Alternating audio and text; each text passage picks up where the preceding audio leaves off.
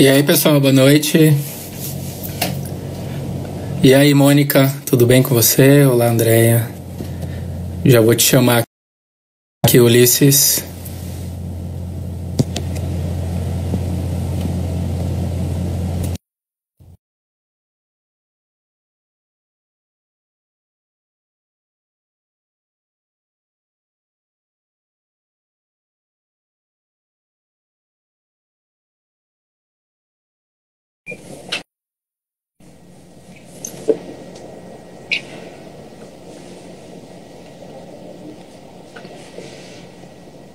E aí, Rian, boa noite.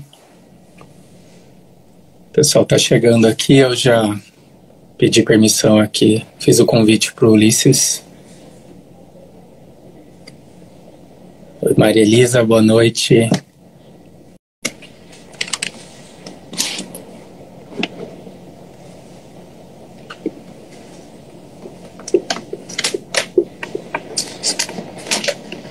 E aí, Marcelo Pilateiro, boa noite. Luciana, Mônica.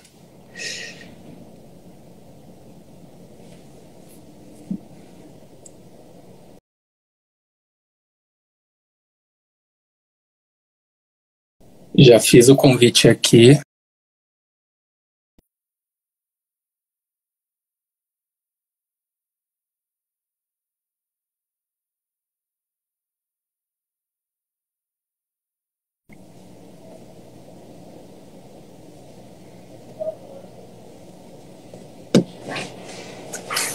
Se você tiver aí com alguma dúvida sobre dor cervical, alguma dúvida sobre quiropraxia, você pode deixar sua pergunta aí para a gente responder na nossa live.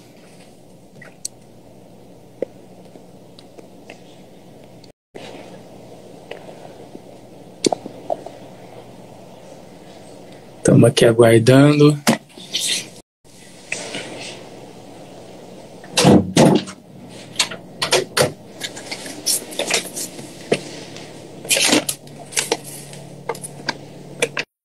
Aguardando.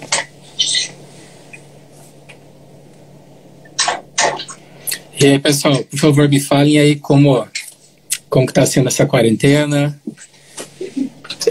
como que estão aí. Ulisses, eu já aceitei aqui, estou pedindo de novo. Como que está a relação com a dor cervical? Como que estão aí? Vocês tem alguém aí, levanta a mão ou dá um joinha aí, dá um clique aí para eu saber. Se você hoje, agora, está com dor cervical. E é um problema que atrapalha muita gente, né? E de fato aí, tirando os piores problemas que a gente tem aí na saúde pública, é a dor lombar, e aí a dor cervical aí a gente já está em quinto lugar. Acho que provavelmente logo suba, né? Porque os casos de pacientes aí baseados em pesquisas, as pesquisas têm mostrado que os casos de dor aguda, infelizmente a grande maioria deles, mais de 50%, evoluem para dor crônica cervical, dor do pescoço. Então, por isso que é importante a gente falar de tratamento, falar também de prevenção, certo? E aí, Herbert, boa noite. Tô aqui.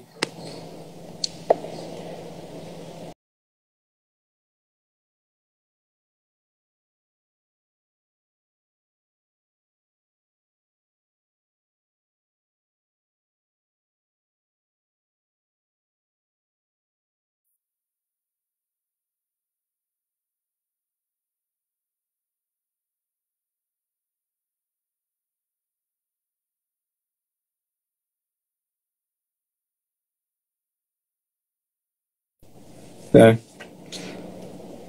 Vamos ver agora se eu consigo. Vamos lá, Instagram. Vou deixar ele entrar aqui. Do que a gente fala de dor cervical, existem aí uma série de diagnósticos, né? Então, é importante a gente lembrar que a dor por si só não é considerada uma patologia, é uma resposta do nosso sistema nervoso central a uma ameaça, né? Então, existe aquela ideia mais antiga que a gente achava que sempre eu vou ter dor devido a uma lesão de algum tecido, no músculo, na articulação, no nervo, no disco intervertebral, ou no próprio tecido ósseo. Então, a gente sabe que a cada dia a neurociência traz conceitos mais modernos para a gente entender que não sempre haverá uma lesão para a gente indicar dor, para nosso corpo manifestar a sensação de dor, certo? Ulisses, vamos ver então se você faz o logout aí da sua conta, entra de novo, entendeu? Saia do seu Insta e entre novamente, por favor.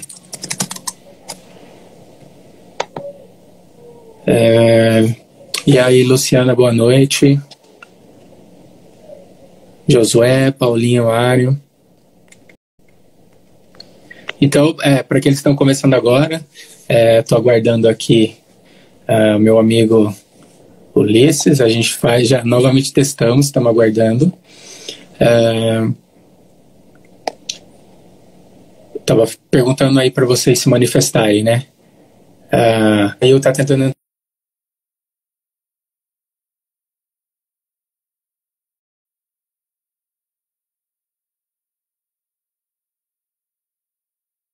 entrar novamente.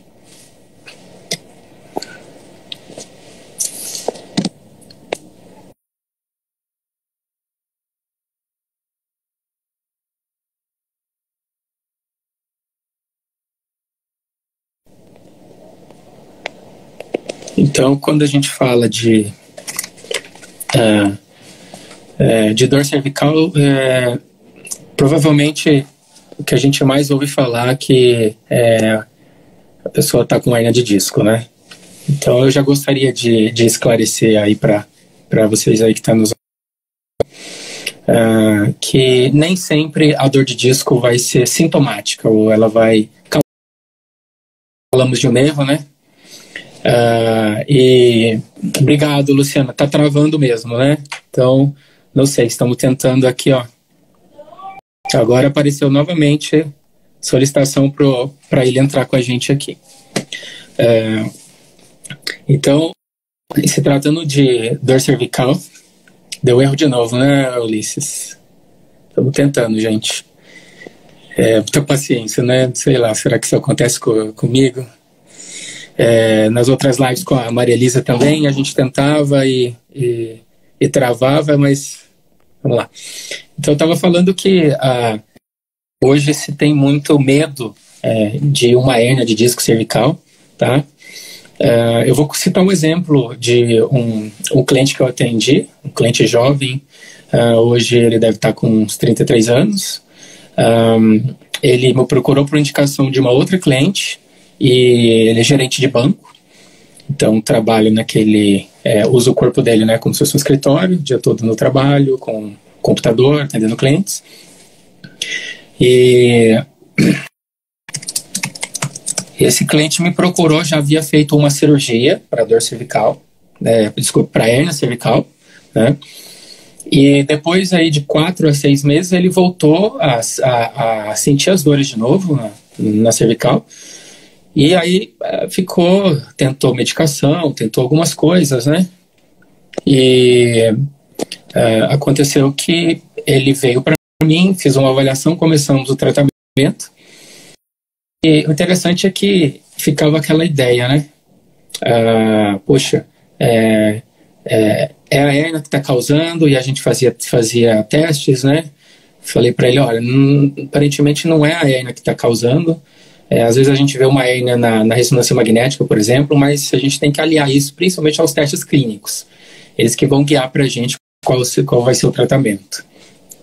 E dito isso, a gente começou a tratar e ficava essa ideia na cabeça dele. Eu tenho aquela hérnia não resolveu com a cirurgia, ou é outra hérnia Então é muito comum ficar isso na nossa mente.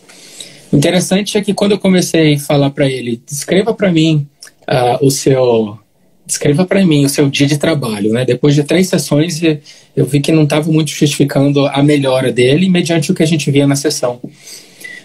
E ele me disse assim, Rodrigo, meu dia de trabalho é aquele trabalho clássico, como um gerente de banco, até da modas antigas, né? O dia todo com o telefone aqui e com a caneta aqui, anotando e falando com os clientes. E foi quando eu falei para ele, olha, a gente já matamos a charada, você está vindo aqui, eu tiro o prego, você vai lá e pisa no prego. Então você precisa trabalhar com o seu pescoço um pouco alinhado, porque senão com o tempo você vai estressando as estruturas aqui, né? Lembrando que o nosso pescoço foi feito para movimento, né?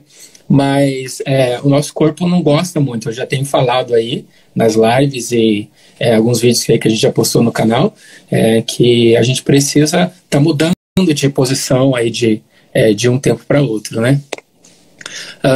Gente,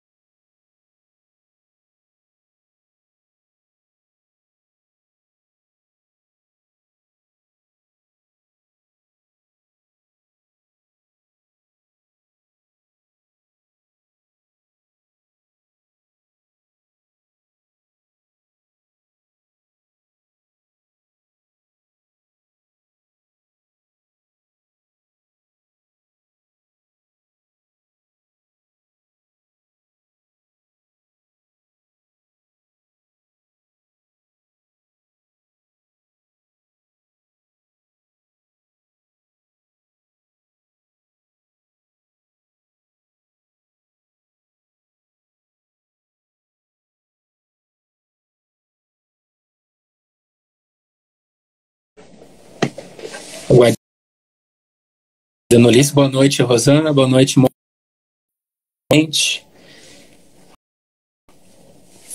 Aqui, quando eu te aceito, boa noite, Herbert. Quando eu te aceito aqui, Ulisses, ele me fala que você negou. Aqui eu não entendo o que está acontecendo, ó. Oi, Maria Elisa. Olha lá.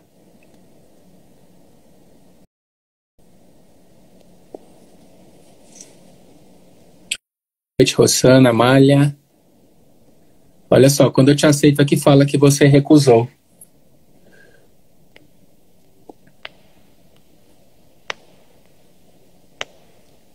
Não sei então o que está acontecendo, meus amigos. Boa noite, Herbert.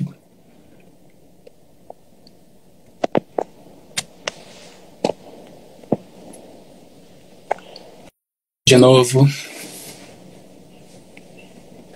Aí Mônica entrou novamente.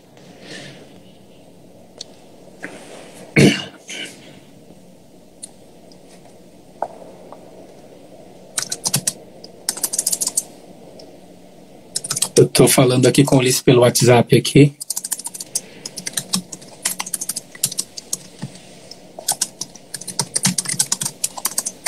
Parece uma mensagem que você recusou, Ulisses.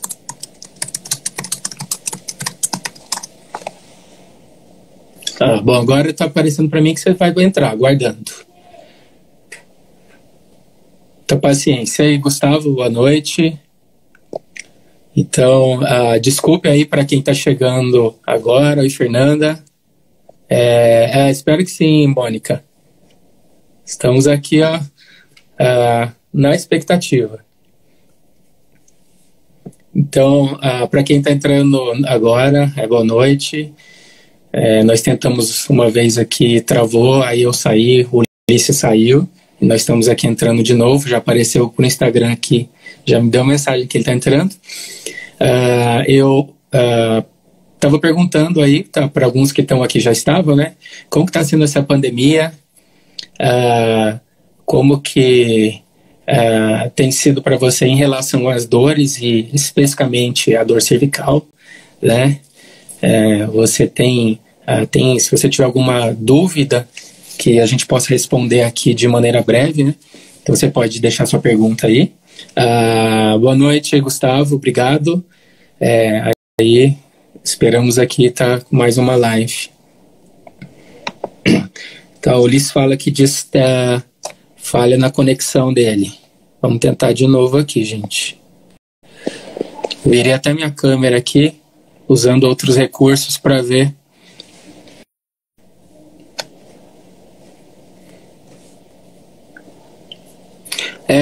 Ulisses, vamos fazer assim então. Você me chama aí, você abre. Isso que eu estava falando, a gente estava tentando mais uma vez, diz que teve falha na conexão. Então, vamos ter que fazer assim, Ulisses. Você então me chama aí na live, tá bom? Eu vou fechar aqui, tá bom? Então, pessoal, obrigado mais uma vez aí pela paciência aí. Boa noite, Magalhães. Então, eu vou fechar aqui, aí o Ulisses.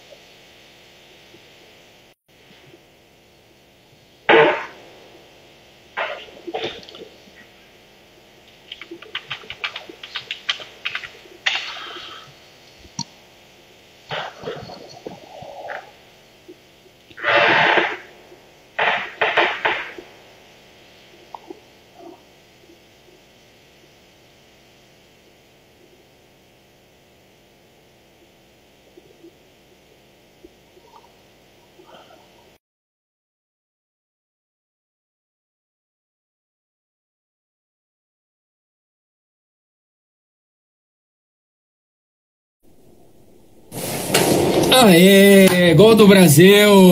Puta, caramba, que zica, meu. Ulisses, vê se o seu som, você tá me ouvindo bem? Eu tô te ouvindo muito baixo. Acho que Tá talvez baixo? você tenha que ajustar o seu som aí, por favor. E agora, melhorou? Ainda tá baixo. Assim tá melhor? Ainda dá para ouvir, mas dá a impressão que o seu volume talvez acho que dá para abrir um pouquinho ainda. Quando você falou perto do microfone a gente ouviu, mas ainda parecendo que estava baixo. Ainda tá baixo? Hã? Tá baixo ainda, né? Tira. Eu tô ouvindo bem baixo. Boa noite aí, pessoal. Vocês estão ouvindo bem? Dá um alô pra gente aí. Tá ouvindo agora? Agora aumentou um pouquinho. Tá. Eu acho que vai ter que ser sem o fone, cara. Tá, o seu volume de celular tá no máximo? Tá no máximo. Vou tentar colocar o fone de novo. E Tá bom, agora? tenta aí. Agora. Ah, Tá que bom, ruim? Herbert, porque pra mim o som tava bem baixo. E o meu tá no máximo aqui. Então eu acho que eu vou Ah, tocar pra sem Mônica o também fone, tá bem, viu? obrigado. Oi? Tocar sem Tá o bom. fone, o que você acha? É, Dá pra ouvir agora? Dá pra ouvir. O pessoal disse que tá ouvindo ok. É que não sei porquê, mas pra mim tá muito baixo. Mas tudo bem. Eu consigo te ouvir porque eu tô numa sala sem barulho. Pode ir. Vamos lá. Tá joia. Tudo bem? E aí, finalmente conseguimos entrar, hein, Rodrigo? Que bom, né? A gente não desiste, né? Só arrumar minha Isso luz aí. aqui. Então, Ulisses, eu queria agradecer, primeiramente, você cedeu o seu precioso tempo aqui para estar compartilhando da sua experiência, os conhecimentos com a gente. Estou muito honrado de você ter aceitado o meu convite. Eu que agradeço o convite, Então, meu cara. queremos aqui, eu gosto de ser uma esponja, de chegar assim e sugar, aprender bastante com você. O Ulisses é meu colega físico, nós nos formamos na mesma faculdade, né? Ele se formou um semestre na minha frente. E eu acho que a última vez que nós nos encontramos foi no curso lá de neurobiologia da dor, lá no São Melo. Acho que foi a última vez que a gente se encontrou presencialmente. Foi isso mesmo, foi legal. Lá temos um papinho rápido. A Maria Elisa, que está aqui com a gente também, a psicóloga que trabalha aqui comigo, que legal. se especializou em tratamento de dor, estava lá com a gente Que joia. também. Que privilégio, meu amigo. Que honra. Então eu queria que você fizesse, faz uma pequena apresentação sua aí, sua apresentação Tá profissional, para a gente já iniciar. Tá bom. Então, meu nome é Ulisses, né? Eu trabalho com quiropraxia desde 1999, né? Depois da quiropraxia eu fiz a fisioterapia, a gente se formou junto em 2008. Dentro da fisioterapia eu tenho a especialização em fisioterapia manipulativa. Eu fiz a formação no método Mackenzie e eu tenho a formação e a certificação no subgrupo de coluna TBC, né? Trabalho desde 99 aí praticamente com a terapia manual mesmo, né? Na especialidade de coluna, né? Acabei ficando bem focado nisso mesmo. Do curso de quiropraxia desde 2003, né? Sou professor dos cursos de quiropraxia, hoje voltado exclusivamente ao fisioterapeuta, né? E a gente tem essa coisa da quiropraxia no Brasil. O meu professor trabalhava desde 64 aqui no Brasil, né? A gente tem algumas nuances, algumas características da quiropraxia brasileira. A gente pode, havendo interesse, a gente pode falar sobre isso. Legal. Então, para quem tá talvez aí do seu público aí, eu sou o Rodrigo, sou físio, também atuo na parte de fisioterapia manipulativa, né? Fiz uma especialização pelo Instituto Mental Concepts da Austrália aí, mais ou menos uns 12, 13 cursos. Legal. E também trabalho aí na área de reabilitação e na área de dor. Eu comecei a me interessar, estudar mais sobre dor quando eu participei como tradutor de cursos ali da Clínica Singular, que fica aqui na cidade de Campinas. Até na época, eu não sei como está hoje, faz um tempinho que eu não falo com a turma lá, o Charles e o Fabrício, né? Então eles montaram cursos para treinar médicos para trabalhar com dor crônica, com bloqueios, né? E eu tive esse privilégio de traduzir os 2 primeiros cursos, tá lá com eles, né? Ajudando lá na tradução, porque vinham os professores de fora. Lá também estava o Rodrigão, né? Rodrigo Vasconcelos, nosso amigão, estava lá também, que hoje também já está ministrando aulas lá. Então, desde essa época eu comecei a me interessar mais por dor. E depois de um tempo de prática e estudos, eu vi a necessidade da gente, eu que gosto de trabalhar multidisciplinar, né? A necessidade também de ter um psicólogo que trabalha nessa área, e foi aí que eu também convidei uma colega que está comigo aí, a Marilisa, está aí com a gente. E aí ela também está se especializando, fazendo vários cursos, esteve lá com a gente, eu já mencionei, né? E aí a gente atende aqui em Campinas, tem o nosso contato, tem o seu contato lá. Mas aí eu já vou para a nossa pergunta primeiro. Eu queria que você fizesse um breve histórico da quiropraxia em geral. Depois a gente vai falar sobre a diferença entre a quiropraxia americana, né, e a brasileira. Né? Nós temos ali, separamos ali os guidelines, as diretrizes, né, para a gente pontuar algumas coisas, certo? Legal. Aí depois a gente vai falar um pouquinho da quiropraxia como uma especialidade do físio, os mitos populares da quiropraxia, né? Sim, eu falei com você e fala assim, vem cá, dá uma instalada aqui, né? As pessoas não sabem que precisa fazer uma avaliação, é um tratamento sério, não é nada de brincadeira, né? Isso. O que acontece, qual é a fisiologia, de uma maneira simples, da manipulação, né? Da manobra que a gente faz, o que acontece, qual o efeito, os riscos, né? E um pouquinho depois sobre a dor cervical, epidemiologia e tratamento. Aí a gente fecha. Legal. Então fala um pouquinho do histórico pra gente. Vamos lá.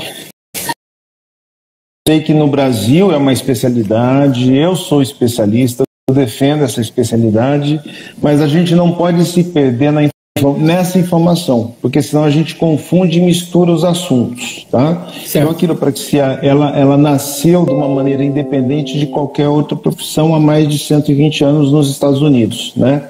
Lá, Estados Unidos é o berço dela, então lá inclusive hoje é a segunda profissão em número de profissionais, existe uma dimensão muito grande, né, do atendimento, e tem características próprias dos Estados Unidos, da quiropraxia americana, né? Certo. No Brasil, ela teve alguns americanos que vieram desde a década de 50, começaram a vir para o Brasil.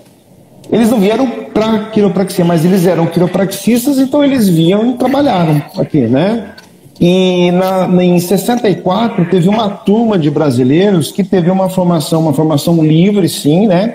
Com um americano, e dessa formação livre de 64 estava inclusive Matheus de Souza, que foi meu professor, que são os pioneiros da quiropraxia no Brasil, né? Certo. Então os brasileiros, a partir de 64, estavam trabalhando no Brasil com a quiropraxia, e chegou um dado momento que houve a necessidade, o apelo, né, justamente de ensinar mais pessoas a também trabalhar.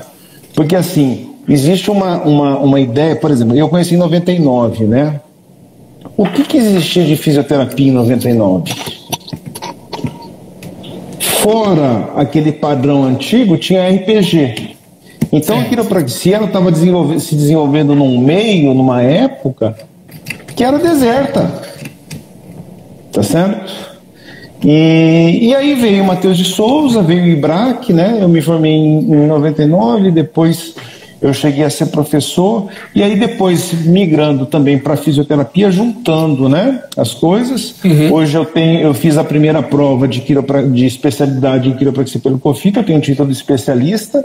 Certo. Acho que a quiropraxia praticada pelo fisioterapeuta, ela tem uma amplitude maior do que do quiropraxista puro. Tá? A gente tem mais recursos, a gente tem outras visões. Não é a quiropraxia original.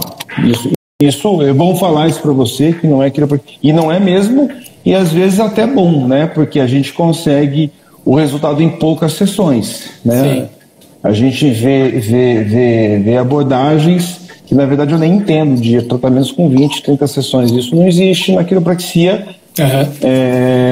Que a gente pratica juntando os recursos da fisioterapia. Certo. E como que você, por exemplo, você está na rua, passa uma senhora, você está na padaria, ela fala para mim assim, você falou um pouco do histórico, o que é a quiropraxia? Como que é a técnica em si, de uma maneira resumida? Perfeito. Então, essa conversa eu sempre tenho com o meu paciente, porque assim, eu sou mais quiropraxista que fisioterapeuta, né? Na verdade, eu trabalho com a quiropraxia antes da físio, né? E eu agreguei algumas coisas da físio dentro, ainda mantendo o pensamento da quiropraxia, né? Então, o que eu digo para a pessoa quando ela chega, né? a gente trabalha no modelo. Veja bem, modelo é diferente do que realmente acontece, né? A gente vê o biopsicossocial trabalhando com modelos, trabalhando crenças, né? E eu uso o modelo da subluxação vertebral, que para mim, na minha opinião, é um modelo mais biopsicossocial mais antigo que eu conheço. Porque veja bem, o que é a subluxação? A subluxação é uma alteração de mobilidade. O principal fator da subluxação é a alteração de uma mobilidade normal entre as vértebras. Certo? Isso significa que você pode ver com um diagnóstico de imagem que você pode ter artrose, você pode ter bico de papagaio, você pode ter hérnia de disco, você pode ter toda aquela lista que o pessoal já está acostumado de ouvir e ver, tá certo?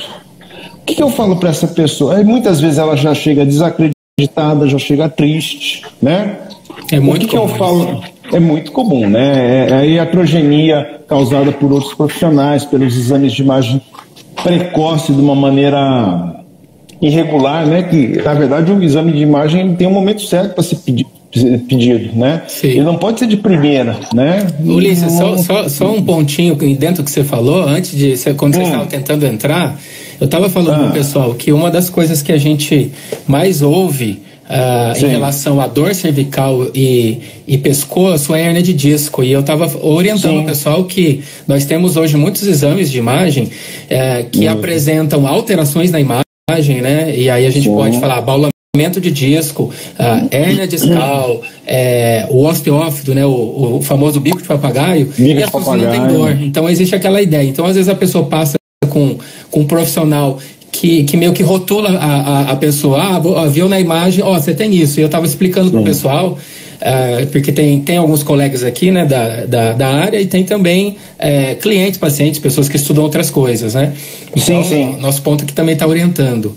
E eu estava explicando que então a alteração da imagem, ela nem sempre, e na maioria das vezes, a gente tem visto que tem menos relação, né, com a dor. Por isso que o exame clínico que vai definir qual o tratamento e qual a ferramenta. Perfeito. Perfeito. Nos lugares onde isso está minimamente desenvolvido, né? O paciente chega. Se for um local onde o médico faz a recepção, tudo bem, um clínico geral mesmo.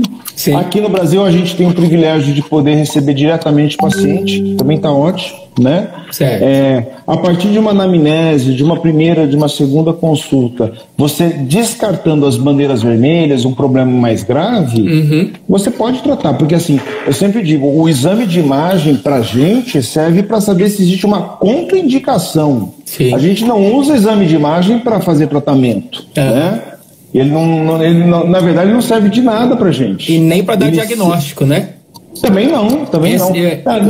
Serve inclusive para falar. Eu sempre digo o seguinte, pessoal, porque eu falo assim, olha, o diagnóstico de imagem é se você, por exemplo, você sofreu um trauma recente agora, olha, ou algum carro te pegou, você caiu da bicicleta, algo que justifique aquela ideia básica. Será que você quebrou alguma coisa? Sim. Ou você sente uma articulação luxou, tá fora mesmo? Então a gente se preocupa com o exame de imagem, né? Então a gente sempre tem que orientar os nossos clientes, os nossos amigos, né? Sobre isso, porque é um entendimento de 20 anos atrás, né? Com o advento dos exames de imagem, a ressonância, a tomografia são exames excelentes, né? Mas a gente, depois de um tempo acompanhando as pesquisas e a gente com a prática clínica, a gente vê que justamente não se fecha o diagnóstico ali. O diagnóstico, eu sempre falo, é clínico. A gente só olhar aquilo lá. Deixa eu só dar um exemplo bem simples, Ulisses, que eu uso. Eu digo o seguinte, imagina que você está com a sua máquina de lavar com problema. Então você chama um técnico, o primeiro técnico ele fala, não está funcionando bem. Aí ele levanta a tampa, tira uma foto e não pega uma Polaroid, bota ali e fica ali vendo assim, tô vendo um parafuso aqui, tem uma ferrugem, parece que está meio torto, acho que esse pé está mais alto. Aí ele faz a avaliação dele. Aí você chama um outro técnico no dia seguinte, você fala, não está funcionando bem. Aí ele levanta, por exemplo, ele vai lá, bota ela para funcionar, aí fala, aqui como que você percebe? Assim, assado. Então ele colhe a história da máquina. Ela tá pulando, faz esse barulho, não funciona, não entra água. Aí ele vai lá, por exemplo, troca uma peça, uma correia, eu não entendo de máquina, né? Aí fala assim, vamos testar agora, e testa. Não, peraí, deixa eu ver, a sua máquina é mais moderna, vamos ver se queimou esse fusível que deu oscilação na energia. Vai lá, troca, E aí eu falo para a pessoa, qual que passa mais confiabilidade para você na avaliação profissional? E aí eu falo assim, olha, então isso é semelhante a nós que fisioterapeutas que trabalhamos aí na área da dor neuromusculoesquelética. A gente tem que fazer esses testes, colher históricos, para a gente fazer um raciocínio em cima do que pode estar acontecendo. E você falou, colocou... Já que o assunto é quiropraxia, tem linhas de quiropraxia que eles usam a espinografia, que eles fazem a avaliação pela imagem. Então, a nossa quiropraxia, ela é adaptada para o Brasil, porque nos Estados Unidos o cara tem um aparelho de raio-x no consultório. Né? Então, é na sala do lado que ele faz o raio-x. Né? Tem outras questões jurídicas lá também, né? Mas então é um outro mundo. Então, há necessidade sim de adaptar a quiropraxia para a nossa realidade. Né? Foi isso que o Matheus fez, né? Eu posso dizer que eu continuo, né, nessa ideia, só que fazendo um mix com a fisioterapia ainda, né? Que eu fico muito contente, muito satisfeito de estar, muito feliz de ser fisioterapeuta também, embora minha primeira casa foi a quiropraxia e ela que muitas vezes manda em muitas coisas que eu faço. Mas sim, hoje eu sou também fisioterapeuta.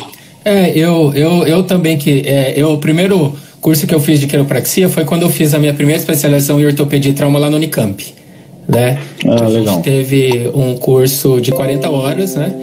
E aí eu continuei estudando algumas coisas, fazendo estudos, e aí em 2017 eu fiz um outro curso aí de 100 horas para dar uma atualizada, porque como na minha formação de fisioterapia manipulativa eu já usava, né, algumas técnicas, enfim, a gente vai entendendo, mas é importante a gente entender, né, o conceito, como que pensa dentro desse raciocínio clínico, né, dentro da técnica, como é o raciocínio, e aí, como você falou, a gente tendo o lado como fisioterapeuta manipulativo, a gente tem você tem um zoom a mais, né?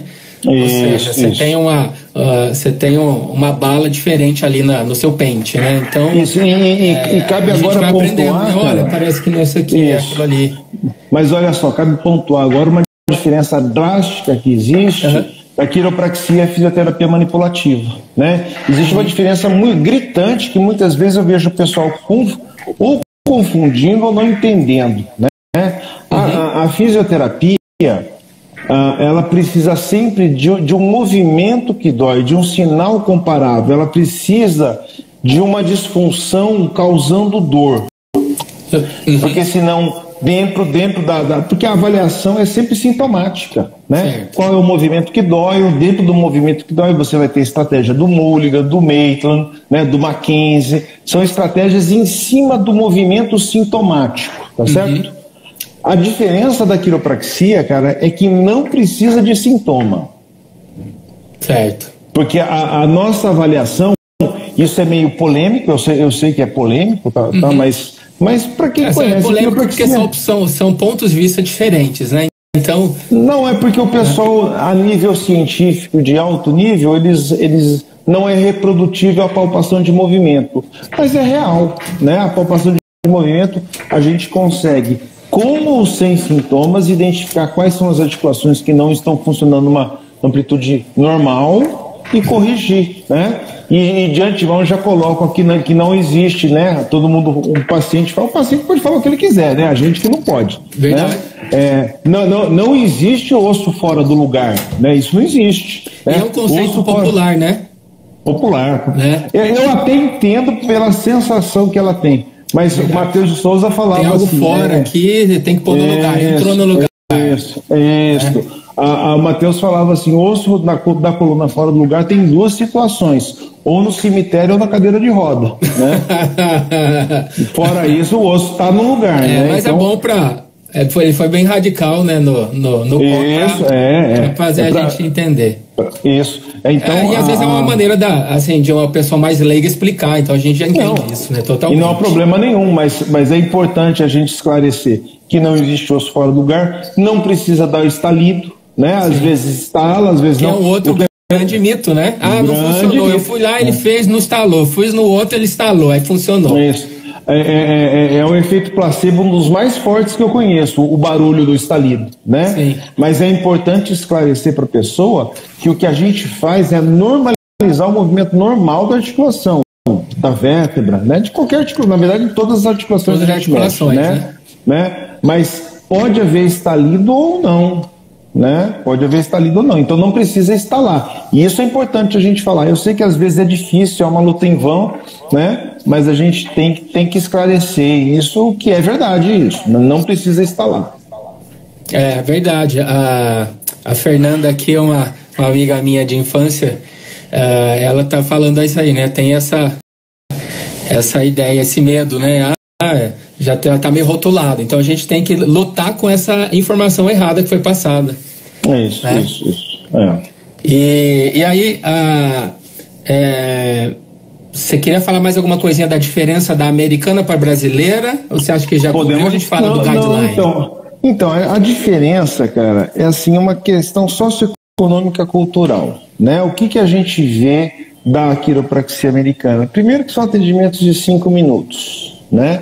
Que contradiz o guideline de 2019 que eu mandei para você aí, que a gente tem aí, né? Na verdade, o guideline, o que ele diz? A gente sabe que o guideline são diretrizes, ela não é a receita de bolo, né? Você pode fazer um bolo de uma outra maneira, é uma receita de bolo. Isso, é direcionado. Então o que eles falam? Baseado em pesquisa. Isso, o que eles falam? Eles falam de colocar uma questão multimodal, de abordagem miofacial, que eu faço, com certeza você faz, a gente põe exercício juntos, eu faço, você faz. Ou seja, na verdade, o guideline tá demonstrando uma quiropraxia que inclusive é tipicamente brasileira, né? Dentro das nossas características, certo. Porque o brasileiro ele não aceita um atendimento de 5 minutos, a não ser que você monte essa cultura, né? E eu também não aceito, também não faço um atendimento de 5 minutos, né? Então é um atendimento mais completo, onde a gente vai fazer abordagem miofacial, a parte articular, os exercícios, e o que acontece? O resultado é muito mais rápido. Para a gente não existe esse tratamento de 20, 30 sessões, que é o padrão que a gente vê no modelo americano. 20, né? Eu dou curso em Fortaleza também, lá é 30. Eu tenho uma curiosidade para perguntar para você. Quanto está, em média, nos Estados Unidos, uma sessão de quiropraxia?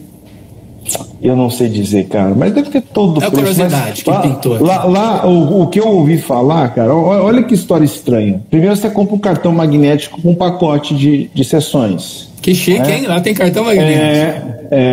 E aí um brasileiro que gosta dos Estados Unidos, já foi lá várias vezes, ele dizendo, o consultório era do lado de um restaurante. Ele chegou a entrar no restaurante, fazer o pedido, ir no quiropraxista, fazer a sessão e voltar para comer. Ele falou assim, fast food? E outra coisa que eu acho muito estranho, e muitas vezes é ignorância minha, Rodrigo, é ignorância minha, é tratamento sem fim, é uma vez por semana o resto da vida. Eu não vou nem saber se funcionou. Eu estou entendendo o que você fala, e eu vou te dizer uma coisa, é uma coisa que eu uso também para orientar os clientes, como que a gente na área aí de neuromusculoesquelética e aplicando, né, a ciência do movimento, tanto manual passivo, exercício, né, ativo, eu sempre uso esse exemplo simples, sabe? Eu digo o seguinte, quantas vezes você come por dia? Pessoas em média respondem 5 vezes. Eu falo, então você usa os seus dentes 5 vezes ao dia. Quantas escovações você faz? E a média 3. Então, eu digo o seguinte, olha, você faz 5 usos e 3 manutenções diárias. Quantos movimentos, por exemplo, você faz com a cervical por dia? E quantas manutenções você faz, né? Seria, sei lá, 1.500, 2.000 movimentos por dia desde que você acorda? Um exemplo simples. Sim. E aí eu vou falar assim, tá vendo? A gente foi ensinado errado. A gente espera dar o problema ou acha que é meio matemático, né? 1 mais 1 é 2. Eu vou lá, tomo uma injeção, resolveu. Né? Mas a gente sabe que não é isso, né? O corpo está sujeito a desgastes, né? Aí agora hoje a gente fala muito, você falou do psicossocial, né? Já se fala do biopsicossócio-espiritual. É toda essa relação e justamente o tratamento, você precisa, a casa é um tijolo por vez, né? Você não consegue, já chega assim, tá pronta. Isso, nosso corpo responde similar assim. Isso aí. Excelente. E Você falou um pouquinho então dessas diretrizes, né? E como, fala um pouquinho então novamente da quiro como especialidade do físio, né? Perfeito, tá? É assim, eu em um dado momento, não é que eu fui contra a especialidade, mas eu já fui a favor da regulamentação da quiropraxia, porque eu era simplesmente quiropraxista, né? Uhum. E não acho ruim também, né? Mas que se instalou sim a quiropraxia como uma especialidade do físio e fincou essa bandeira, sim, né? Embora, só que assim, existe nesse detalhe é o seguinte, cara, quando eu dou aula, eu sempre digo o seguinte: você não pode usar os princípios da fisioterapia para aprender quiropraxia. Você pode ser fisioterapeuta, você pode ser quiropraxista. Sim. Só que se você misturar as coisas, não dá bem. Não fica bem. Uhum, se você entendo. aprender puramente a quiropraxia do conceito no modelo da subluxação, né, numa avaliação de palpação de movimento independente de sintoma, e você juntar a direção de preferência, o movimento de analgesia da fisioterapia, cara, fica perfeito, né? Só que assim, são duas coisas distintas. Agora, se você misturar uma coisa para outra, principalmente para ensinar, fica uma coisa esquisita. Fica confuso, né? Fica confuso. Identifica mais, né? Qual que você se identifica mais, e isso é importantíssimo, né? Acho que você ter uma identificação com a metodologia, né? E entender que são distintas. E durante o tratamento você cruza as coisas. Sim. Mas você sabe que são coisas distintas. Isso simplifica e dá uma eficiência muito grande, né? Eu acho que se misturar os conceitos, 1 mais 1 não dá 1. 1 mais 1 não dá nem 2. Dá 1,5. Mas se você separadamente pegar 1 mais 1, dá 3, 4, cara. Eu entendo. Eu senti isso quando eu comecei também a fazer a especialidade na físio manipulativa, né? Aí você tem Maitland, aí você tem movimento combinado, tem Kaltenborn, e aí você tem aí a mobilização com movimento, né? Mais na área aí do Mulligan, né? Do Mulligan, né? Então, assim, justamente no início você começava a fazer vários cursos, eu falava assim, gente, peraí, preciso observar isso aqui, né? Isso. Mas eu acho que uma coisa chave do que você mencionou foi isso, que, por exemplo, na quiro, na avaliação, você vai lá com a mão fazer a sua avaliação clínica, né? Usar o seu tato discriminativo, que vai ser aprimorado com o tempo, né? De você perceber ali onde é rígido na articulação. Então eu entendo, eu trabalho também nessa linha. Legal. Né, de fazer a avaliação da gente perceber, né? Então, acho que é um diferencial, né? Então, da parte de avaliação. A gente olha de quiro com um colega que trabalha na linha de osteopatia e foi uma coisa interessante. Ele falou assim, olha, a avaliação dessa parte articular do quiropraxista, para mim, né? Ela, assim, ela é bem detalhada, bem delicada, e eu quero aprender mais com eles. Então, eu achei bem legal, né? Justamente são coisas, assim, de certa forma separadas, mas podem andar junto. Entendi. Só um detalhe, cara, né? A gente falando da quiropraxia da amplitude maior, a quiropraxia americana, ela é uma confusão, cara. Confusão em termos de linhas de trabalho. Existem infinitas linhas que não se cruzam uma com a outra. Que assim, o lado bom disso é que abriu uma criatividade enorme. Mas o lado ruim, cara, é que uma coisa não fala com a outra, cara. Eu entendo o que você está falando. Você tem muitas linhas, mas muitas linhas. Por exemplo, você já ouviu falar de cinesiologia aplicada? O pessoal da osteopatia estuda isso. É um teste muscular para fazer a localização de problemas viscerais. Então é assim, você faz pergunta para o corpo. E isso é quiropraxia. Né? Que o cara não faz ajuste nenhum. Então, eu acho uma confusão absurda a quiropraxia que eles dizem original, né? Na verdade, não existe a quiropraxia original. Não existe, cara. Não existe. Né? Porque você vai ter quiropraxista que não acredita em subluxação vertebral, né? E quando eu falo subluxação, eu gosto de manter o nome, Rodrigo, pelo seguinte, em respeito a quem veio antes da gente.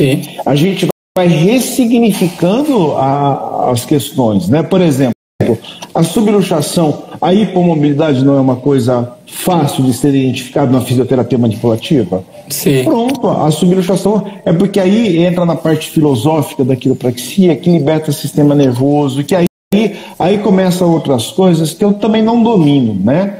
Mas assim, mas entra numa coisa muito filosófica, mas aí o pessoal fica brigando dizendo que não existe subluxação, isso, né? Claro que existe, mas um significado mais atual, pô. Sabe não como existe eu penso, mobilidade. Quando eu pensava, eu acho que apenas é o seguinte, às vezes é só, a gente está falando a mesma coisa com nomes diferentes. Perfeito.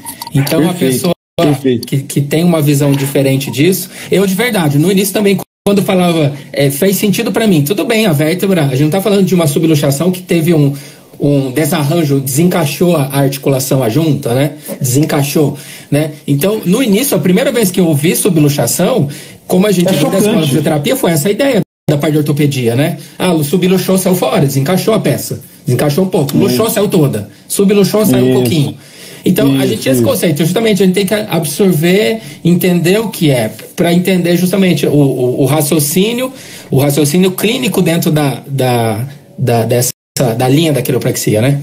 Então é muito interessante. E assim, cara, eu mantenho a questão da subluxação, a questão da inteligência inata, mas porque em respeito a quem veio antes, cara, porque quem sou eu para mudar?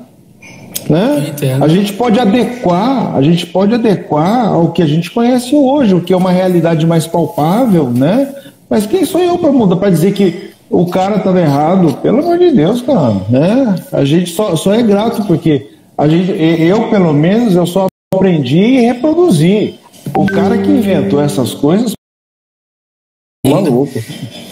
Você sabe que um dos detalhes que eu vejo em relação a isso é quando hoje a gente usa o nome, né, tratamento baseado em evidência, certo? Sim. Porque assim, existe muita coisa que a gente tem uma experiência de aplicar, né? Você já tem aí o seu tempo de formação, eu tenho o meu, e assim, nem tudo a gente tem ali documentado quadradinho, 1 mais 1 é 2, do que a gente chama de baseado em evidência. E às vezes é feito um estudo, assim, inicial, piloto, né? E às vezes você não dá para quantificar tudo, né? Assim como essa questão dá para quantificar tudo e fica essa coisa, não está baseado em evidência. Então eu acho que o bom clínico, né? O bom profissional, ele vai ter que pegar isso aí e é o que se fala, né? Você pegar, eu vou ver o que estão dizendo os estudos, né? Que é método, né? Repetição é método, e aí eu vou ver, aplicar isso, aquela velha frase, teoria e prática, né? Tem que ter um bom raciocínio, acho que o profissional que se destaca é isso, o raciocínio, né? Isso. A hora que a gente entra nessa fase de pesquisa científica, cara, eu não tenho competência para andar nisso, porque eu sou clínico, né? Mas, por exemplo, a parte mais rasa que eu consigo alcançar do que se chama de prática baseada em evidências, eu cheguei numa conversa aí de internet falando com o Léo Costa. Então, se eu faço manipulação articular, se eu faço exercício, né, eu estou andando na prática baseada em evidências, então acabou, cara. Eu entendo. Se você faz a manipulação articular, usa terapia manual, você faz exercício, você tá baseado em evidências. Então, outro detalhe, quando a gente fala de TBC, né, que você mencionou, para quem não sabe, é o tratamento baseado em classificar, né, que é interessante esse conceito que eu acho que nos ajuda um pouco, né? Por exemplo, você pega 100 pessoas com dor cervical, você vai fazer uma manipulação, vamos falar assim, vamos jogar bem por cima, só para o pessoal estar acompanhando o conceito. 50% vai melhorar, 50% não. Não exatamente 50%, só para a gente ter um número. Aí você vai usar exercício para dor cervical, 50% vai, assim, estou falando de imediato, para aquela dor aguda, né? 50% é melhor, 50% não. Sim. Porque cada pessoa tem a sua individualidade, né? Então, é aquela questão, o cozinheiro não agrada a todos, né? Cada um tem um paladar. Então, cada um tem uma memória, tem uma vivência, uma articulação. Lógico que a gente não está descartando a evidência, a gente tem que se basear, mas às vezes começa a tratar um paciente baseado lá na evidência, esse paciente não está respondendo, aí deixa eu ver se existe uma outra linha ou uma outra técnica que eu vou aplicar aqui para tratar a mesma coisa, e às vezes você vê um resultado diferente com outra, né? E às vezes assim, não é a melhor evidência, né? Eu entendo isso. E se a gente for bater em evidência, por exemplo, a palpação de movimento não tem evidência nenhuma. Não tem evidência científica nenhuma. Mas aí a ciência ela ignora a diferença de um profissional para outro. Entendo. Tá certo? Né? Entendo. Então você tem um nível de treinamento, você tem um nível de afinidade. O que a ciência busca? A reprodutividade, né? Mas às vezes a pessoa fez um curso de quiropraxia, não se identificou com a palpação de movimento, não é para ela. E a ciência sempre vai achar esse ruído e vai falar isso não tem evidência científica. Eu entendo. Mas assim, para quem gosta da palpação de movimento, trabalha com isso, sabe a informação que dá, né? Na verdade a gente consegue com a palpação de movimento identificar qual é a biomecânica que não está ótima. Identifica a biomecânica que não está ótima, corrige a resposta disso aí usando um termo da inteligência inata, né? O organismo, que essa inteligência inata a gente pode chamar de propriocepção. Sim. A partir do que eu falei, às vezes é a mesma coisa com termos diferentes. Sem entrar na filosofia da quiropraxia, e eu nem entro mesmo, né? Eu uso elementos mais básicos para isso, né? Você fez a correção, você mudou o funcionamento daquele organismo, ele respondeu positivamente àquilo, ele se curou, que é a inteligência inata dita da quiropraxia, né? Ótimo, então a gente corrige a subluxação, que são as hipomobilidades, cria uma condição, um start momentâneo naquele organismo, né? É importante dizer também assim, quem que tem a subluxação? Todo mundo tem subluxação. Quem que precisa tratar? Quem tem dor ou desconforto. Ponto. Certo. Ótimo. Ulisses, vamos citar aí, a gente falou um pouquinho sobre aqueles mitos, né? Até o pessoal aí que está aí acompanhando com a gente aí, boa noite novamente para quem chegou depois. Tem alguém, deixa eu só lembrar, quem aqui pediu para você falar um pouquinho sobre como que se explica de uma maneira fisiológica, né? O estalido, né? O estalido? O que se fala, né? Então estalou, funcionou, não, né? Aqui é o Denner aqui. Né? Podem abordar algum assunto sobre o som do estalo, se existe relação com a saúde biológica da articulação manipulada? Fala um pouquinho sobre isso aí pra gente. Assim, existe uma explicação articular. No líquido sinovial existe um gás carbônico em estado líquido, que na hora que você faz um ajuste, você separa as superfícies articulares, essa pressão negativa gaseifica e ele ressoa na cápsula e faz um clunk. Né? A gente vai buscando formas primeiro de entender e depois para explicar, né? Certo. Mas aí, inclusive, um professor meu que explicou isso, e eu uso esse modelo, que eu acho bastante lógico, né? Então a gente tem as facetas articulares entre as vértebras, são os elementos que se tocam entre uma e outra. Essas facetas tem uma cápsula, tem um líquido sinovial, tem como se fosse os paradrapos envolvendo, né? Que eu explico de uma maneira mais simples, né? Os paradrapos que vai ajudar a segurar. Só que tem um líquido lá dentro. Né? A hora que a gente manipula, o único objetivo da manipulação é devolver um movimento normal. Certo. Né? Na hora que você faz o ajuste, separa as superfícies. O que acontece são duas superfícies que estavam conectadas num elemento. A hora que você faz esse movimento, geralmente faz assim, ó. Poc. Né? Quando a gente faz com a mão mesmo, eu mostro assim para o paciente, olha. Isso, pode ser assim também. Mas aí duas superfícies separou, pum, né? Aí dá o estalido. E agora é o seguinte, e qual é o efeito disso? Então, se a gente falar de dor cervical, por que existe o alívio em geral, né? Em geral, principalmente, a gente vê eu estou dizendo de uma maneira geral, né? A gente vê um efeito de um alívio bem imediato, geralmente na dor aguda, né? Não é que você não vai usar técnica, você não vai conseguir estímulo, mas assim, explica pra gente qual a relação disso, de uma maneira fisiológica, em melhorar a dor. Por que quando se manipula... Opa, voltou? Agora não sei o que aconteceu, agora eu tô te ouvindo. Tá ouvindo bem? Tô ouvindo melhor. Agora para mim tá ótimo, porque ainda desde o início estava bem baixo. Agora tá top. Tá, mas assim, eu entendi, eu ouvi bem a tua pergunta.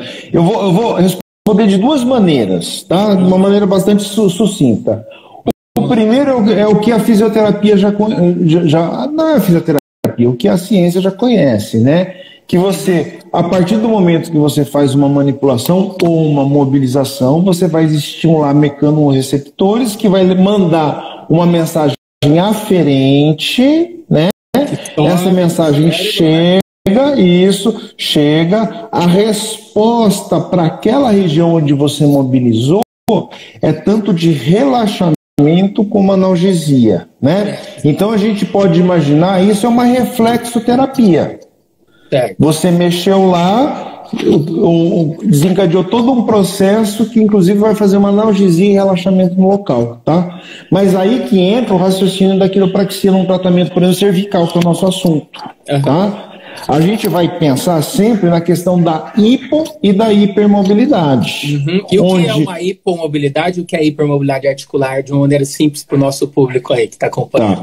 Então, o fator primordial para a gente identificar uma subluxação é uma hipomobilidade. Por exemplo, você tem duas vértebras. Certo. Se ela gira para um lado e não gira para o outro, isso para a gente já é uma característica de uma hipomobilidade. Por exemplo, esse problema que a gente identifica na clínica, a espinografia, que é uma linha da quiropraxia que avalia pelo raio-x. Mas eu não uso, eu não preciso de raio-x nem de outros exames para avaliar isso, né? Entendi. Então, assim, o quiropraxista simplesmente identifica as regiões hipomóveis e faz a correção. Muitas vezes as dores agudas, elas estão nas regiões hipermóveis. Certo. Onde a articulação, entre uma maneira simples, ela estaria mais solta do que o normal, né? E hipomóvel... Então, mas não é exatamente solta, porque se você tiver uma articulação sem movimento, consequentemente uma outra vai estar com muito movimento. Né?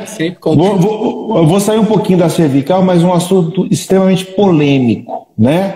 Lombar. A lombar, basicamente, nessa visão, no raciocínio da quiropraxia, ela é uma região que está sofrendo constantemente uma região de hipermobilidade. E eu não vou palpar e identificar a hipermobilidade. Eu só identifico a hipo.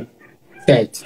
Por que a lombar é constantemente hipermóvel? Porque a gente tem uma torácica com as costelas que tendem à hipomobilidade, certo, e a gente tem uma pelve, que aí é outra polêmica, que a gente não cabe nem a gente entrar, mas existe sim uma hipomobilidade na articulação sacroiliaca, na sínfise púbica, que vai refletir uma constante hipermobilidade lombar. Que enquanto você não corrigir os pontos hipomóveis, essa hipermobilidade vai se manter constante na lombar. E aí para cervical, né, já jogando para cervical, uma dor cervical que você não corrigir a torácica alta, que é uma região muito constante de hipomobilidade, vai ser uma cervicalgia recorrente. É fundamental avaliar.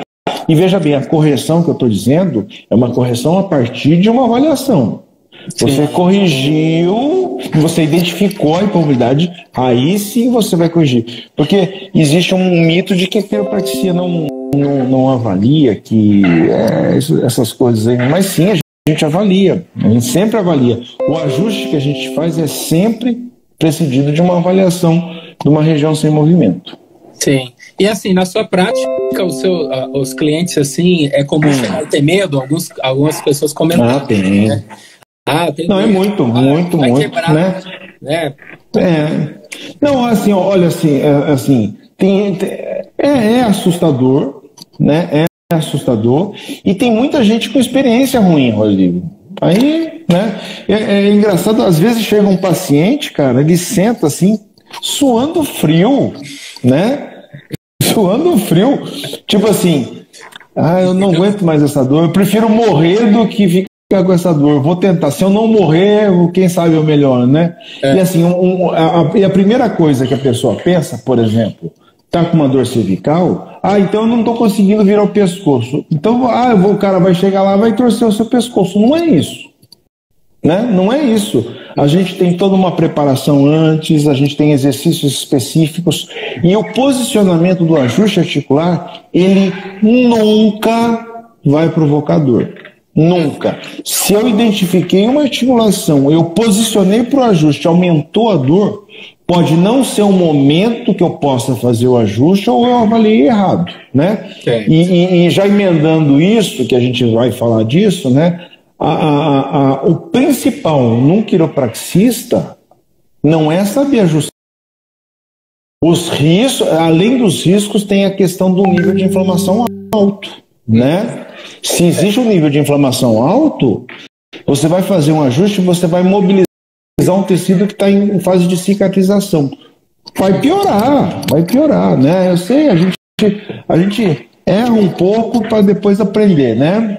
Aí a gente vai aprendendo, vai melhorando a prática e é isso. Mas é o mais importante no curso, por exemplo, quando a gente dá o curso, a gente ensina estratégias de avaliação subjetiva, que só pode ser subjetiva, não tem como ser objetiva, não tem como fazer uma biópsia lá, né? Mas para você não errar nesse caso, né? Você saber quando não mexer naquela cervical, naquela lombar, isso é fundamental. Certo. Ulisses, você está me ouvindo bem? O Rian está dizendo. Estou ouvindo bem. O meu som está baixo agora. No início que eu te disse, o seu som para mim estava muito baixo, o pessoal disse que estava normal.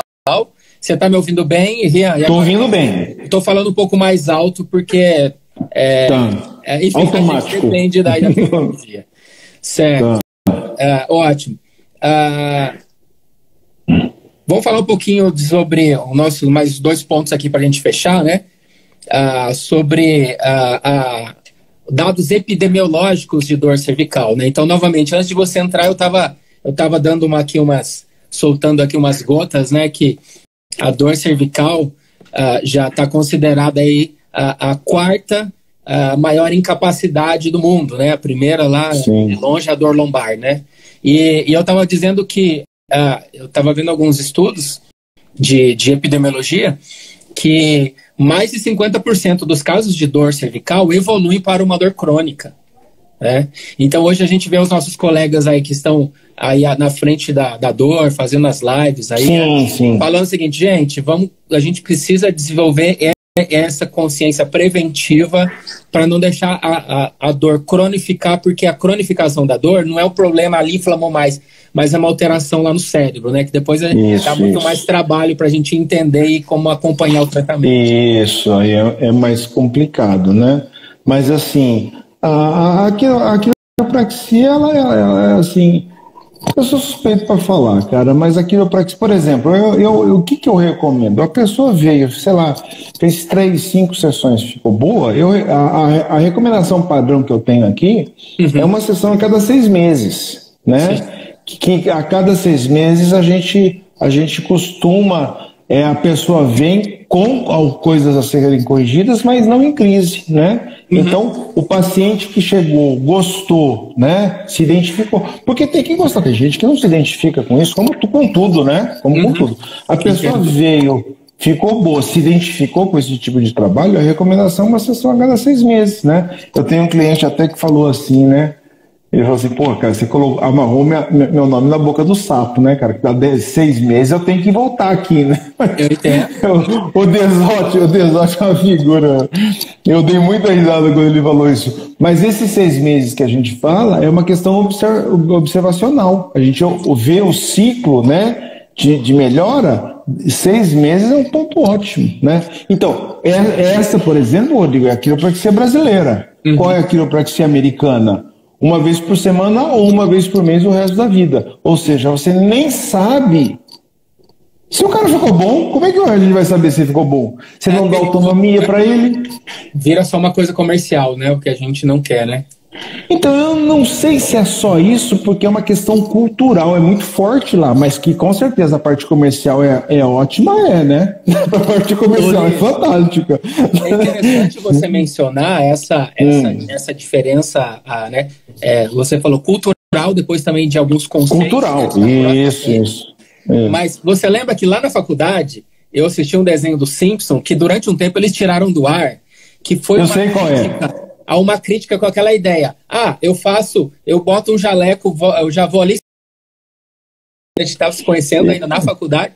Eu falei, você quer fazer? Ele falou assim, pô, me manda esse negócio. Então, que tem uma lata, né? Tem uma lata de... profissionais, né? Sim. No final, o Homer Simpson, né?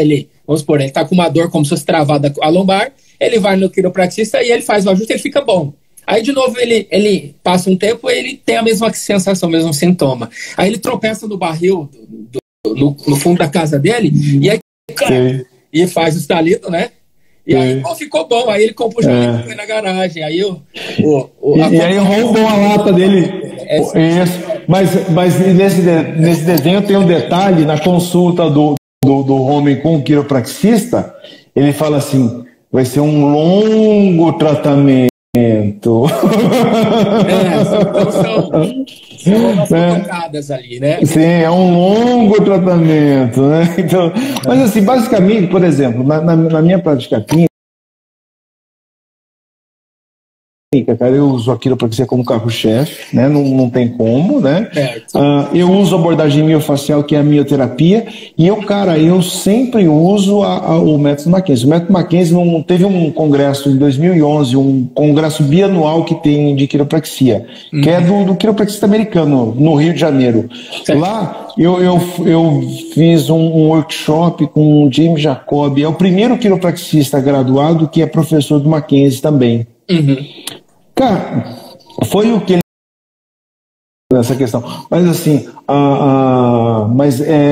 ele falou que assim, o quiropraxista que era professor de Mackenzie, ele falou assim, eu nunca vi uma definição tão clara do que é uma subluxação quanto o desarranjo do método Mackenzie, né? Então ele juntou tudo. Para mim é a mesma coisa. O meu raciocínio com o Mackenzie e com a quiropraxia é o mesmo, né? A diferença é que com o Mackenzie você consegue mensurar antes de tratar, você consegue avaliar se vai melhorar, você tem um prognóstico melhor, e a quiropraxia, primeiro você tem que corrigir e depois observar o resultado, né? Então os meus pacientes, todos eles têm lição de casa, cara. Todos eles têm Ótimo! Ótimo! Tem que falar isso, porque eu tenho aquele cliente, paciente aí ouvindo. Hoje, eu falei assim, já passaram 2 horas, você deve ter feito a minha lição em 3 minutos. Já deve ter feito 2 vezes. Né? Tem que escovar os dentes. Eu falo, gente, tem que escovar os dentes. Usou, suja. Tem que usar. Mas aí, Rodrigo, aí eu brinco com a pessoa assim, porque tem gente que tem dificuldade. Eu entendo a dificuldade, tá? Eu também não sou o cara mais disciplinado do mundo, né? Eu pessoalmente, né? Mas assim, não, tudo bem, mas aquela proposta de tantas sessões, né, que a gente chega um momento que a gente consegue fazer uma estimativa, vai ser mais ou menos isso, né? Aí eu falo para a pessoa, olha, então você rasga aquela estimativa lá, tá? Tipo assim, aí eu instigo, olha, vai ser longo o tratamento, ou seja, você vai gastar mais dinheiro com isso, né? Eu sempre falo para o meu paciente, eu faço tudo e dou todas as dicas para que ele venha pouco comigo. Exatamente. Né? Porque assim, ele vai precisar, a não ser que ele não se identificou com isso. A cada 6 meses, né, o nome na boca do sapo lá, que não tem nada a ver com isso, né? O cara vai precisar. Então eu faço tudo para que ele pense. E o guideline de 2019 fala basicamente isso, né? Você tem que dar uma situação de autotratamento, né? E os subgrupos de coluna, cara, os subgrupos de coluna eu costumo brincar, né? Ele é um quiropraxista mal resolvido, porque os fundadores dos subgrupos, o cara era quiropraxia e fisioterapeuta. No curso eles até ensinam a palpação de movimento, mas 90% da sala não acredita na palpação de movimento, então fica uma confusão, cara, né, na questão dos subgrupos. Mas os subgrupos nasceu com um cara que era quiropraxista e fisioterapeuta. Então aí ele usou os ajustes de... cervical? Não, em tudo. Em tudo. Né? Eles usam os ajustes, eles usam a direção de preferência do Mackenzie. Qual é o nome dele, desse que você está falando? É o subgrupo de coluna, do TBC. Não, sim, mas o nome desse que começou, o profissional? Pô, rapaz, agora eu não tenho na cabeça aqui, não é o John Childs, não. Não é. O John Childs, ele é um dos líderes da pesquisa, né? O Rodrigo Vasconcelos me convidou para traduzir lá no Instituto São Melo. Legal. Em 2013, eu acho, e foi quando foi o primeiro curso de TBC, tratamento baseado em classificação de subgrupos, para lombar. Sei, sei. Né? Aí não, mas ele já morreu. O fundador já morreu. Sei. Ele já morreu. Mas assim, eu já acompanhava a linha de pesquisa, tem a Julie Fritz, né? Se não me falha a memória o nome agora. Eu já ouvi falar dela. Puxa, esqueci a região dos Estados Unidos. Mas enfim, legal. Se eu fosse fazer uma pergunta para você na sua prática do dia a dia, você atende pacientes, em geral, é mais queixa na lombar, na cervical, entre as duas? As mais clássicas. Então, cara, como eles chegam e falam para você? O seu dia a dia básico, assim. Olha, em geral, quando eles falam para mim, eu estou sentindo uma queixa aqui. Não estou falando como você vai avaliar e vai tratar. Mas a queixa que ele fala, geral, o que você acha? Então, é de fases, cara. Tem fases, né? Agora eu até lembrei, eu lembro que o Matheus falava isso, meu professor, né? Ele já morreu também. Mas ele falava assim, mas tem fases que vem um monte de ciática, fases que vem um monte de cervical. Eu não tinha como comparar, cara, que eu atendia 2 pacientes por semana, né? Como é que eu vou saber se tem uma fase? Eu entendo. Logo lá no começo, né? Como assim? Hoje a gente realmente identifica. Tem semana que é um monte de cervical, tem uma semana que é um monte de dor ciática, e vai. Mas assim, eu não tenho isso nem na estatística, cara. Não tem, mas são os dois. Eu digo assim, geralmente é um ou outro sortudos que vem com os dois, né? Tem os sortudos vem lá em cima e lá embaixo. E o legal, olha só, e o legal da quiropraxia é que independente da queixa, tirando bandeiras vermelhas, tirando contraindicações, livro de informação. O que é uma bandeira vermelha, o que é uma bandeira amarela aí para o nosso público? Isso a gente tem que falar, né? Isso. Olha só. Especificamente especificamente na região, na cervical, especialmente na região, são as contraindicações ao atendimento, principalmente com ajuste de alta velocidade, né? Outras coisas você pode até usar, né? Quais são os principais problemas na cervical? Alguma questão relacionada à artéria vertebral e à instabilidade cervical alta. Né? Então, isso são bandeiras vermelhas mesmo, você tem que encaminhar para um médico. Né? Então, se você tem uma instabilidade C1, C2, existem testes para você. Não são testes sensíveis, não são fidedignos, mas você tem como avaliar isso, né? E aí você não vai mexer na cervical alta, mas embora você possa mexer no corpo todo, só não mexe na cervical alta, né? Como também a alteração da artéria vertebral, que vai diminuir o fluxo sanguíneo para o cérebro, e isso já denota uma possível fragilidade na artéria vertebral. E embora, né, eu fiz o curso com inglês uma vez, lá no Rio, de movimento combinado, na Inglaterra é assim, você tem que comunicar verbalmente o paciente. No guideline está lá, se o pessoal que for ver, depois você manda para o pessoal aí, né? Eu também mando se alguém entrar em contato. Mas nos Estados Unidos você tem que assinar um contrato que você permite aquilo, né?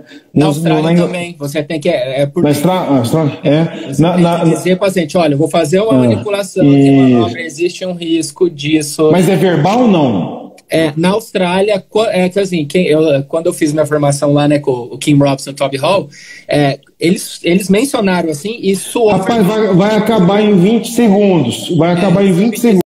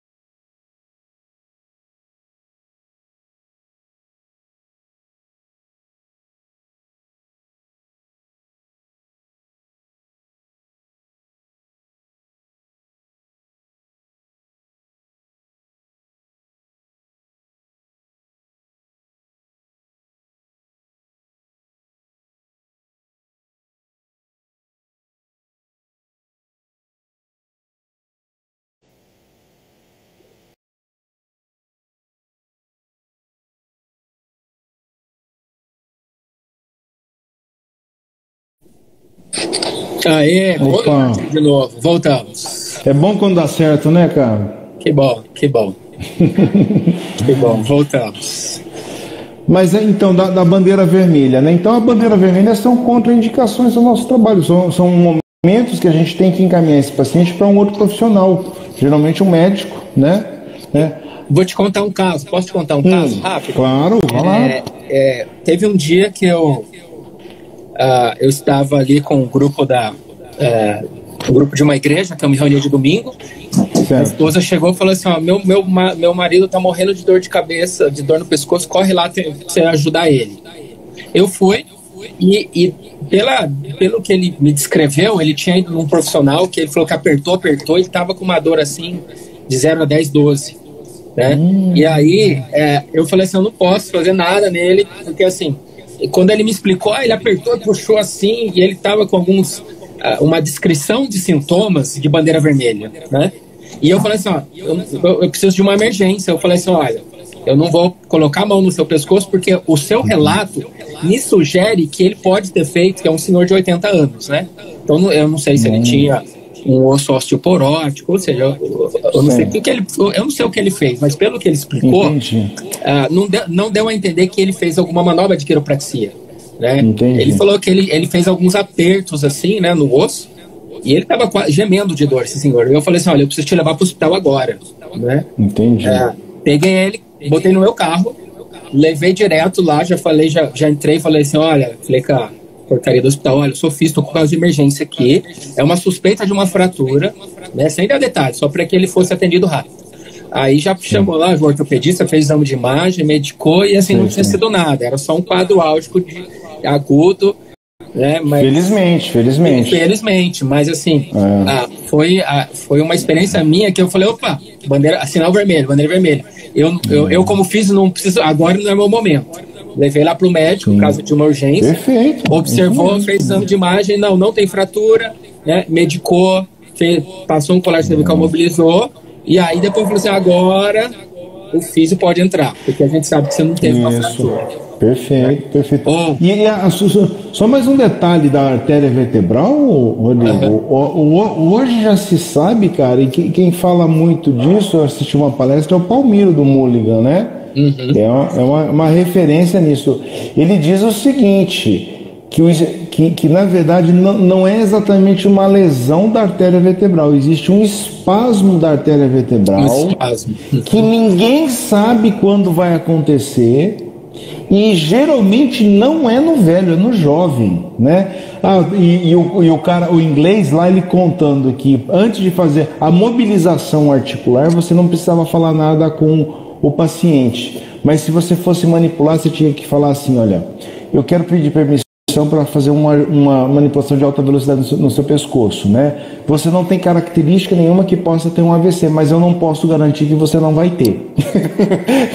E a chance é de 1 em 100 mil que você tenha. É assim, ele era obrigado a falar verbalmente isso. Mas assim, e aí o Palmiro está dizendo o seguinte, cara, tem muito caso de lesão de artéria vertebral com exercícios. Sim. Tanto quanto a manipulação, ou seja, isso não é exclusividade da manipulação de forma alguma. Exercícios você pode fazer uma lesão, um espasmo de artéria vertebral. Então, o pessoal que faz só exercício acha que está livre? Não. Essa bandeira vermelha também é para ele. E eu vou deixar o pessoal, quem está aí acompanhando a gente, quem não viu, né, deixar eles curiosos para ver o post que você fez aí hoje. É verdade. É interessante. Tá no Facebook, tá no Instagram, que para quem acha que a manipulação é perigosa, então existe um risco, né? Mas tomar uma aspirina é muito pior. Tomar uma aspirina mais analgésico é muito pior ainda, né? Então, é que existem interesses em determinado tipo de divulgação, né? Mas estatisticamente eu já vi um trabalho que é mais fácil você morrer indo para o quiropraxista no trânsito do que morrer uma questão cervical, né? É verdade, faz muito sentido. A chance é muito maior você ir morrer no caminho do que morrer lá. Ulisses, o nosso tópico hoje seria, né, quiropraxia, dor cervical. Você falou que na linha brasileira você vai fazer né, um tratamento com um número reduzido de sessões, comparando com o modelo americano, né? Sim. Depois você vai mandar esse paciente. Então, quando hoje a gente fala de exercício e qualidade de vida, né, isso está muito relacionado. Você falou, dou lição de casa, né? Ainda que seja 6 meses, né? Mas como é importante e essencial, né, na continuidade do tratamento, né? Entre aspas, você leva o carro no mecânico, ele aperta o parafuso, tá, agora você pode andar, porque ele vai se ajustar ali, eu lubrifiquei, agora passei a graxa na corrente da sua moto, vai andar que isso vai melhorar.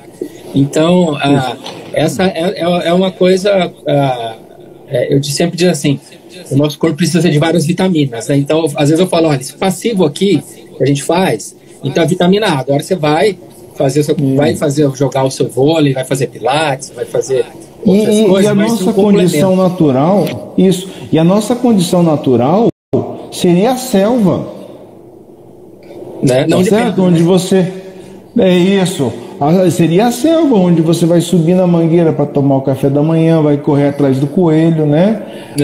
Toda essa questão, essa parafernália que existe de atividade física de todo tipo, tem que ter mesmo, porque assim, se você for pôr no papel o número de horas que a gente fica sentado, é uma coisa absurda. É uma coisa absurda. E aí tem toda uma modificação nas estruturas posteriores do disco, com o efeito creep, que você vai fragilizando o disco, e aí essa quantidade de lesão de disco, essas coisas assim, né? Então, a questão sociocultural, funcional da nossa época, ela é isso, e a atividade física é um contraponto a isso, né? Aí teria tanto os exercícios específicos para o tratamento de um problema específico, como a atividade física. A atividade física, eu costumo dizer que não é privilégio, é obrigação, né? Verdade. E assim, eu falo assim também, né? Você tem casos que você está doente e não tem sintoma, não é isso? Se você não tem atividade física regular, você já está doente. Você pode até não ter sintoma por enquanto, mas você já está doente. Verdade. Ulisses, você tem experiência em atender algum paciente com fibromialgia? Tem uma pergunta aqui da Rosana.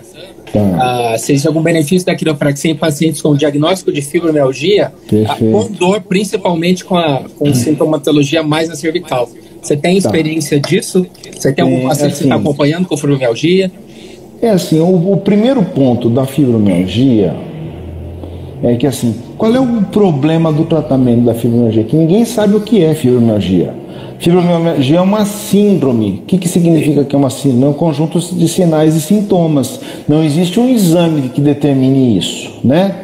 E eu tenho certeza absoluta que uma quantidade enorme de gente que tem diagnóstico de fibromialgia não tem fibromialgia, tá? Por que isso? Se o paciente chegou para mim ou para você dizendo que tem fibromialgia, melhorou em 3, 4, 5, 10 sessões, meu amigo, não é fibromialgia. Sim, tá certo? Concordo. Né? Então, assim, o primeiro problema nessa questão é se é realmente fibromialgia, tá? Mas, sim, na verdade, a quiropraxia, a massoterapia, a terapia manual vai beneficiar essa pessoa com fibromialgia, porque ela pode ter a fibromialgia e ter também uma subluxação vertebral, ela pode ter fibromialgia e ter trigger point, ela pode ter fibromialgia e uma fraqueza muscular, né? Então, geralmente na fibromialgia real o resultado ele não é exuberante, né? As doses têm que ser bem baixas, ou seja, a gente tem que ser muito leve com o que a gente faz, porque a característica do pessoal da fibromialgia, ele tem um alívio muito grande na sessão, mas o rebote do dia seguinte parece que passou um caminhão em cima, né? Então, a gente tem que entender essas coisas, dosar de uma maneira ideal para essa pessoa e saber que com ela a gente tem que ser mais slow, tem que ir devagar, né? Porque existe uma alteração da sensibilidade e, novamente, né? Às vezes você tem esse efeito rebote que você falou, foi chato. Isso. Né? E aí o susto do dia seguinte é muito grande, né? Então tem que ir mais devagar, né? E para quem trabalha com coluna, com parte musculoesquelética, é um pouco frustrante, porque a gente gosta de ver o paciente sem dor, né? E a fibromialgia mesmo, a gente consegue atenuar, diminuir e resolver os problemas mecânicos dessa questão. Mas a própria fibromialgia, talvez a gente contribua, mas eu não tenho como mensurar, mas assim, Mas que dá para ajudar. Assim, a quiropraxia ela sempre vai ajudar. Sim. A gente não sabe se vai resolver, né? E a gente não é bom nem ruim, tudo vai depender da expectativa que a pessoa chega. Se a pessoa acha, o Matheus sempre falava, vinha menina com dor lombar, né, de 20 anos, ficou ótima, aí trazia a avó de 80, que tinha a mesma dor lombar, que não é exatamente a mesma, né? Mas se a avó de 80 vir com a mesma expectativa que a de 20 criou, com certeza ela vai se frustrar, né? Mas se a pessoa vir independente da condição, pode ter artrose, pode ter a idade que for, e a gente muda a abordagem para cada idade, né? É importante falar isso, a gente muda os procedimentos. Eu uso muito o ativador, o TIC, né, do marsitose, em casos mais delicados, né? Eu uso a parte instrumental nos casos mais delicados, né? A gente muda a nossa... Isso, a gente muda a abordagem, né? Eu sempre digo, sempre vai melhorar. Mas tudo vai depender da expectativa. Se a expectativa for muito alta, eu vou frustrar a pessoa. Sim. Mas se a pessoa conseguir ver com uma tranquilidade, deixa eu ver o que isso traz para mim e ver o resultado. Sempre melhora, Rodrigo, sempre melhora. Agora resolver já é outra história, né? Certo. E eu acho que vale a pena pontuar que quando a gente fala da fibromialgia, existe uma relação muito grande da parte psicológica. Então, é essencial o acompanhamento com um psicólogo especializado. Né? É fundamental. Você... Pô, a gente que é homem, qualquer dorzinha a gente já fica cheio de dinheiro. A mulher aguenta muito mais, né? Sabe qual é a TPM masculina? Não. É gripe. Porque a minha esposa falou assim, você mata um leão, você mata um dinossauro, você tem uma gripe e derruba. Aí eu falei, a TPM masculina. Pronto. Aí, né? Porque é uma condição, cara, que o que a gente puder fazer para ajudar, a gente tem que fazer, né? Porque você imagina uma dor constante e sem uma expectativa, né, de grande alívio, né? Nossa, isso chega a me emocionar, cara, esses pacientes, porque a gente se vê muitas vezes impotente, né? E é assim mesmo, mas é muito ruim, né? Mas a gente que trata a coluna fica mal acostumado, que o resultado é rápido e tal, né? Mas sempre que chega o paciente, a gente explica, né? Eu sempre explico tudo, cara. Sempre explico tudo dentro das minhas crenças ou dentro das diretrizes que existem, né? Certo. Porque a gente vê quiropraxista dizendo que vai tratar escoliose. Que absurdo isso, cara, né? Quiropraxista falando que vai tratar artrose. Pô, você não pode fazer isso, cara. Você não pode fazer isso. Você tem que explicar direitinho, né? A tua artrose não vai mudar, mas ela vai ficar sem dor, né? Você vai chegar com escoliose e você vai sair com escoliose, mas não vai ter dor, né? Então tem coisas que são faladas por aí que eu acho uma aberração, cara. E aberração. E não é aquilo... o paciente responder depois com até um outro tratamento mais adequado, porque fica aquela crença, né? São as crenças, né? Isso. Fala, né? As crenças, a gente tem e o paciente tem, né? A gente tem. A nossa função como profissional é ir lapidando e minimizando essas crenças para uma coisa mais real, a mais científica possível, né? A mais real possível, né? Mas crenças a gente sempre vai ter, né? Sempre vai ter. Eu tenho a crença que existe a subluxação, eu tenho a crença que existe a inteligência inata, só que é uma crença legal que a gente consegue conduzir isso de uma maneira positiva, né? Porque, assim, a crença da subluxação, por exemplo, pô, se a pessoa está cheia de exames, cheia de artrose, cheia de tudo, eu falar assim, olha, existe a possibilidade de uma coisa que o outro profissional não avaliou, que é a subluxação vertebral. Se a gente corrigir e fazer ela funcionar bem, você não vai ter dor, né? É verdade. Porque assim, você tem que dar um susto nessa pessoa que está desacreditada. E não é para ganhar dinheiro, não. Você tem que dar um susto para mudar esse padrão mental dela, que é só tristeza, cara, né? Você tem que dar um susto nela, muitas vezes. Às vezes a gente arrisca até assim, exagerando, mas com o intuito de mudar esse padrão mental que a pessoa chega, né? Que a gente sabe que existe muita... Não é nem... É mentira mesmo, cara, porque muita gente já sabe que exame de imagem não é determinante, só que continuam falando a mentira porque é conveniente, né, cara? É conveniente, né? Certo. Ulisses, então acho que o horário já está um pouquinho avançado. Beleza. A gente partir para encerrar. Eu queria agradecer o convite, viu? Muito honrado de ser convidado por você. O começo foi atribulado, a gente não conseguiu falar. Você desculpa aí, não sei se eu errei alguma coisa aqui, cara. Mas eu queria agradecer muito. Adorei a conversa aí. Eu estava falando que já fiz também, né, lives com a Maria Elisa, a colega psicóloga que eu já mencionei, está aí que legal. Agora. Então, infelizmente, a gente tem vários problemas, às vezes, entra, não entra e Entendi. Acontece, isso aí é de menos, né? Tá, beleza. O importante é que fica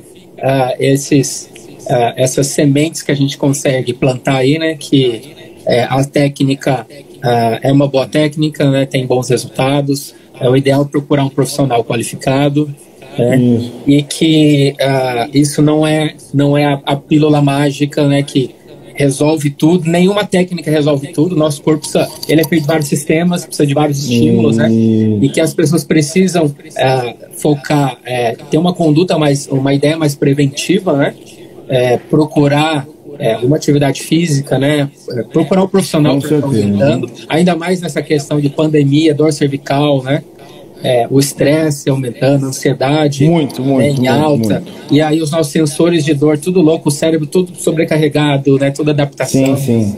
E, né, a gente está passando nessa onda, né, então isso. Mas há uma luz no fim do túnel, né? Com certeza. Então, eu quero agradecer imensamente você estar aqui com a gente, né? Eu que agradeço. Foi muito proveitoso, eu gostei muito. Depois aí ver como é que você salvar aí pra gente, joga lá nos seus contatos, seus canais lá. E aí a gente depois conversa aí para um próximo bate-papo, aí a gente falar um pouquinho mais específico aí do tratamento da quiro em exercício para dor cervical. A gente, né, assunto não fala, a gente o pior é que a gente gosta do que a gente faz, cara, né? Agora tem essas coisas para conversar ao vivo, conversar de longe, é tudo muita novidade pra gente, pra mim, né? Pra mim é muita novidade. Verdade. Mas a gente gosta do que faz e fica conversando do que gosta, né? Verdade. Então, vamos agradecer o pessoal que está aí com a gente até agora, os que entraram. Obrigado a todos. Na primeira parte, né, que a gente dobrou. Agradeço novamente imensamente, foi bom te rever. Espero passar lá para tomar um café pessoalmente, né? Beleza, vamos combinar assim. Então tá bom. Você tá no Castelo, né?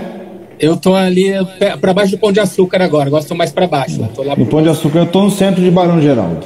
Eu tô ali naquela antena alta da bola que eu falo que é Picote Center da Disney ali, na Rafael Salles. Sei, legal. Tô bem na esquina ali, tô ali. Beleza, mas vamos conversar sim.